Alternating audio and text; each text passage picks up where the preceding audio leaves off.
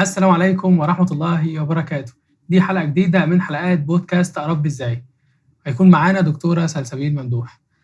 اتكلمنا الحلقة اللي فاتت عن الضرب، وإن أنا ما ينفعش أضرب أو الضرب يكون لي ليميت أو يكون بطريقة معينة، بس ما شرحناش قوي في الحتة دي وإمتى أضرب وإمتى ما أضربش. فأنا إمتى أحاسب الطفل، لأنه أكيد هيكون عامل أخطاء وأكيد هيكون بيحصل مشاكل وأكيد هيكون خلينا نشد في شعرنا. فإمتى أحاسبه معنويا وإمتى أحاسبه شبشبيا وإمتى أصلا أكبر دماغي وأعدي الموضوع؟ ازيك يا عبد الله الاول. تمام الحمد لله. هو طبعا انا لما اجي هتكلم في سياسه الضرب، انا ما ينفعش اجي احاسب من غير ما اكون حاطه الاساس.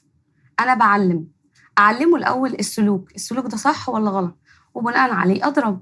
لكن انا هاجي اضرب، طب ما هو مش فاهم اصلا هو بيتضرب عشان خاطر ايه. يعني معظم الناس اللي بتيجي مثلا يقول لك انا والله كنت بتضرب وانا مش عارف انا كنت بتضرب ليه. فانا في الاول اعلمه واعرفه ان السلوك ده مثلا مرفوض، ان احنا لما نخرج في الحته الفلانيه ما تعملش الحاجه دي، ان انت لو شلت الحاجه دي من مكانها ده معناه ان هيبقى فيه مثلا ضرر عليك. فانا بعلم وبعدين بحاسب. يعني انت مثلا النهارده رحت اشتغلت في شركه، تمام. اول ما دخلت الشركه حصل غلط، هيجيبوك كده ويروحوا طاردينك بره الشركه، ولا هيدوك بدل الفرصه 2 و3 و4 و5؟ او ممكن في البدايه اصلا يديني تريننج المفروض تعمل كذا كذا عندك كذا فتره اسبوعين بتتدرب فيهم بالظبط. عشان احنا بالظبط بنعمل كده. احنا اساسا ما بنديش فرصه للطفل ان احنا ان هو حتى يعني يقول ايه انا ما كانش قصدي، او انا يعني مثلا انا ما كنتش اعرف او ما كنتش اعرف. هو اول ما يعمل الغلط يلاقي القلم نزل على وشه على طول. اما بالنسبه بقى للضرب نفسه امتى يعني ما اضربش او كده، زي ما انا قلت لك ان احنا بنحط الاول الليميت بتاع السلوك. يعني انا بغير الاول السلوك عشان النتيجه تتغير. تمام. احط له معلومه الاول، احط المعلومه، يمشي على اثقف اساسها. نفسي بالمعلومه اللي بناء عليها انا بمشي في تراك، وبعدين هو مش هيخرج عنه. وقال لك عشان يكون عارف بتضرب ليه يعني انا بتضرب ليه دلوقتي. تمام. بالنسبه بقى للضرب، لو انا عندي ضربت مره او 2 أو 3 وجاب نتيجه فاوكي. يعني انا بعاقب على قد السلوك وبعاقب على قد المرحله العمريه. لكن انا بضرب كل مره، وعند المره العاشره هيجي يقول لك ايه حمزه، ما كنت يعني جت عليا فتره كده كنت بضربه كان يقول ايه ما وجعتنيش. ما وجعتنيش دي هو وصل خلاص لمرحله من مراحل المناعه اللي هو مش هيحوق فيه اللي انت عمال تعمله ده. اضربي فيا من هنا لحد بكره انا خلاص ما بحسش، ومش هعمل نتيجه عكسيه، يعني مش هعمل اللي انت عايزاه كده بس هو في الاخر انا مش هريحك يعني. صح. طبعا الضرب بيخش تحت ضروب القسوه، تحت ضروب العنف. بس الأسوأ عندنا في العنف النفسي. العنف النفسي بيخش فيه تجاهل وفيه رفض وفيه تأجيل لإشباع حاجات الطفل. فالطفل أسهل حاجة عشان خاطر يلفت نظرك إن هو موجود وإن هو متشاف هيعمل إيه؟ هيصرخ، هيكسر، هيبقى فيه غضب، مش هيديك الرياكشن اللي انت نفسك تسمعه. يعني دايما يقولك ايه انا كنت متجوزه وشايفه ان ابني ده حاجه كيوت وان انا هتعامل كده مع ابني، وانا جيت لقيته كذا. طب وانتي اصلا قدمتي في البدايه عشان تلاقي؟ احنا ما قدمناش للاسف. مش عارفه يعني ايه اصلا عيال ولا ايه تربيه عامه. والقسوه في حد ذاتها بتديك نماذج مضطربه مش هتعرف تتعامل مع الواقع اللي انت عايش فيه. انا بضرب ابني، بطرده من البيت، بهمله، بعاقبه اسوأ عقاب علشان خاطر ايه؟ علشان خاطر اطلع منه راجل، صح. اخليه يتحمل مسؤوليه. لكن في المقابل هيديك نوعين، اما واحد فيه عند وعدوانيه وبياخد الاسلوب العنف والقسوه اللي انت بتعامل بيه ده كاسلوب حياه بالظبط، او ان هو يبقى جبان وخايف ومش قادر يتعامل اصلا مع الحياه اللي هو عايشها. طيب انا ضربت او عمل او زعقت فيه واكتشفت بعدين ان هو ايه الموضوع، انا تقلت عليه شويه. المتعارف والمعروف ان الاب غلط ما غلطش، الابن غلط ما غلطش، الابن هيروح يعتذر او الطفل ده هيروح يعتذر. هل من الممكن ان الاب او ولي الامر او الام ينزل ويعتذر للطفل؟ وهل ده هيأثر على شخصيته او شكله قدام ابنه، ولا الدنيا هتبقى عامله ازاي؟ ما هي الفكره ان احنا ما عندناش ثقافه اعتذار. لا، ما احنا بنضرب وتعالى. احنا معتقداتنا ان مثلا نموذج الاب نموذج طاعه. صح. فهو المسيطر، هو صاحب السلطه.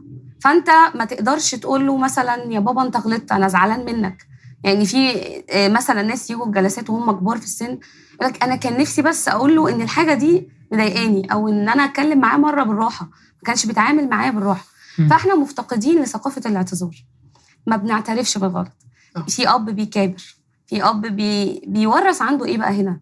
بيورث عنده الغرور والكبر، اللي هو انا رايي صح حتى لو غلط. ليه؟ ما هو بابا ده ما اعتذرش، صح. ما هي ماما دي ما اعتذرتش. ايوه. طيب اديك مثال، انا مثلا النهارده وانا جاي جويريه كان نفسها تيجي معايا، فانا كنت وعداها، بس حصل ظرف فجيت قلت لها ما تزعليش مني والله العظيم انا كان نفسي اخدك، انا اسفه، مثلا حصل الظرف ده وبتاع، فروحت انا اعتذرت لها واحترمت رايها. صح. انا لما اجي اطالب من ابني ان هو يحترمني، انا احترمه هو الاول عشان الاقي اللي انا عايزاه.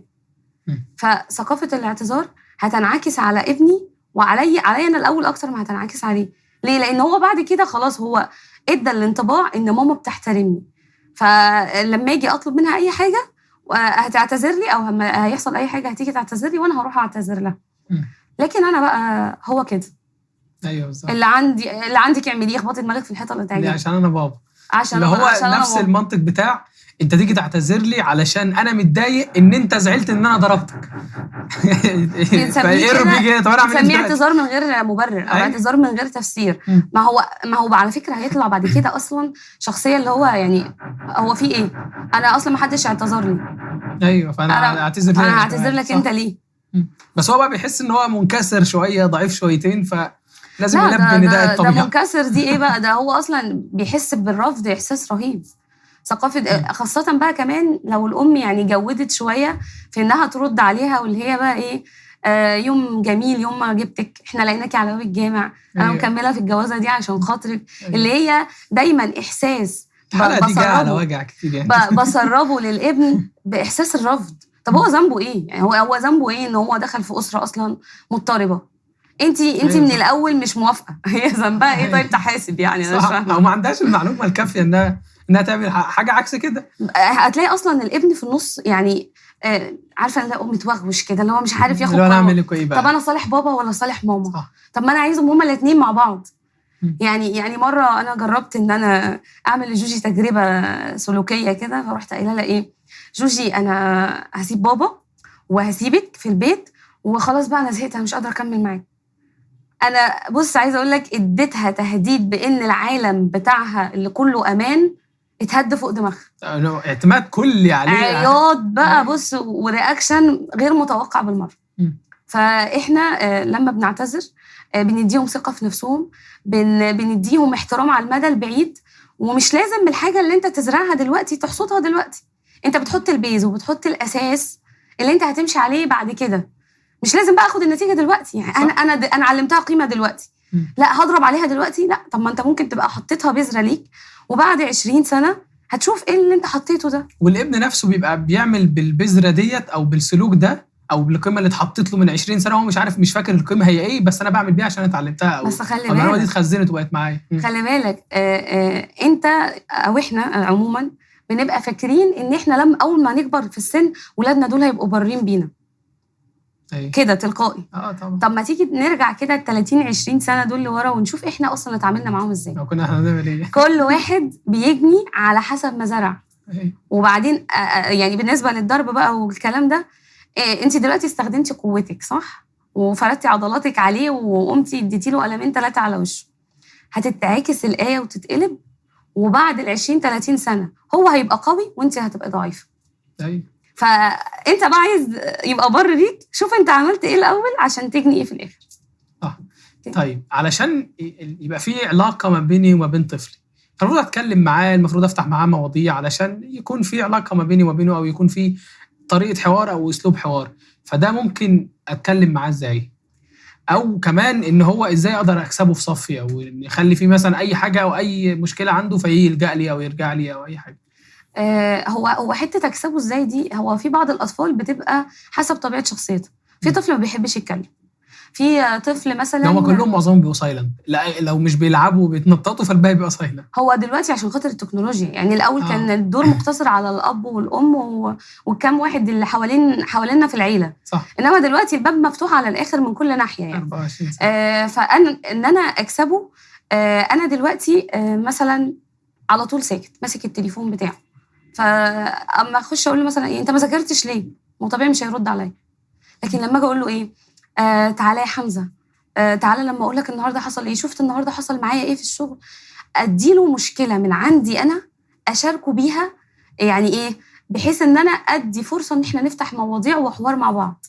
فهو يجي يقول لي بجد يا ماما ده، طب ايه اللي حصل، طب انت اتعاملتي ازاي؟ فاقول له ده صاحبتي الفلانيه قالت كذا وانا رديت عليها قلت لها كذا.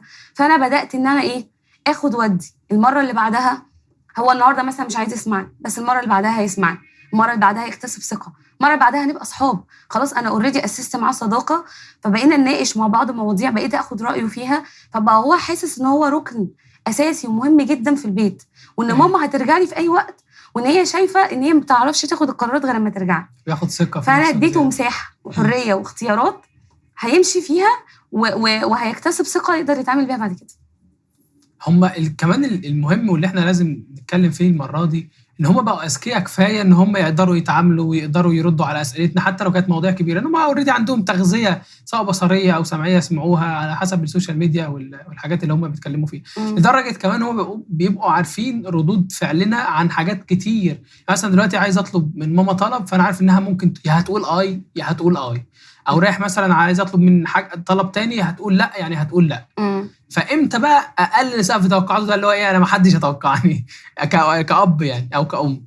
هي مثلا جايالي في وقت انا بشتغل فيه، تمام، اوكي، فهي متاكده ان انا اقول ايه، لا. راحت لبابا لسه جاي من الشغل تعبان ومش قادر، فلا هو كمان هيقول ايه، لا. طيب انا هعطلها بكلمه واحده، هقول لها هفكر. يعني مثلا ماما انا نازله الشارع، لا ولسه بقى هقعد اديها درس والشارع وهتلمي مش عارفه كلام وحش وهتختلطي ولسه هديها محاضره طويله عريضه، هقول لها والله هي فكر. فهي طبعا هتقف في مكانها متسمره، اللي هو يعني ماما ممكن توافق، يعني هي ممكن تقول لي ممكن تقول لي لا، هي ممكن تيجي ساعتها تقول لي ايه، طب ما انت ممكن تقولي لا، او لا ممكن اقول سيبيني افكر، او ممكن اقول لها موافقه بس بشرط، الشرط ده هتلتزمي بيه هعمل لك اللي انت عايزاه، مش هتلتزمي بيه يبقى كأن الاتفاق بتاعنا ده بخر. فانا بعطله التوقعات دي شويه بردود فعل هو مش متوقعها. فما يجي المره الجايه مش عارف بقى انا ممكن اقول ايه او ممكن اعمل ايه، او مستني هفكر. طيب ماشي، فكري بقى وشوفي الرد هيجي. زي هي دايما تقول لي بابا ايه، ما تقوليش ان شاء الله.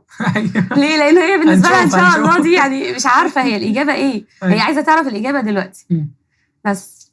طيب الفكره في العدم ان انا بطلع طفل مش سوي نفسيا كفايه، بيكون من انا مثلا قبل كده خايف زياده عليه فما بشاركوش مع المجتمع شويتين ثلاثه، بيكون قاعد جنبي على طول في البيت معظم الوقت، فانا مش قادر اخليه يتعامل ويلمس تجارب كتير دلوقتي عشان مش هيعرف يتعامل فيها قدام، فمش هيبقى سوي.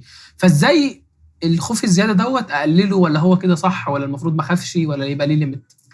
لا هو بص، الخوف في حد ذاته هو ممكن اصلا يبقى متوارث، ممكن الام اصلا بطبيعتها بتبقى خايفه، محطوطه في بيئه دايما خلتها شخصيه متوتره قلقانه ايا كان. بس اللي انت بتتكلم فيه ده اسمه الاوفر بروتكشن، اللي هي الحمايه المفرطه. انا عامله يعني كان بيسموها نظريه الام والاب الهليكوبتر، فوق دماغ الواد، رايح فين جاي منين، يا حبيبي والله انا خايفه عليك، طب انت عملت الحاجه دي، انا هنا مش بديه اي فرصه انه يتحمل مسؤوليه اي حاجه عايز يعملها. انا ما بخلوش يشيل كوبايه الميه من مكانها، مرعوبه لحسن لو شالها تقع منه على رجله تتكسر يتعور، واقعد برسم سيناريوهات دراميه بقى كارثيه جوه دماغ الام. ما بخلوش يقدر يتحمل مسؤوليه اي حاجه. يوم ما يعوز ياخد قرار، حتى لو القرار ده بالنسبه له مصيري، انا اللي بتدخل فيه كل ما يخصه، خاصه بقى كمان بالنسبه للامهات لو ولد وحيد على بنات او ولد لوحده، يا خرابي. بص عايزه اقول لك رعب رهيب.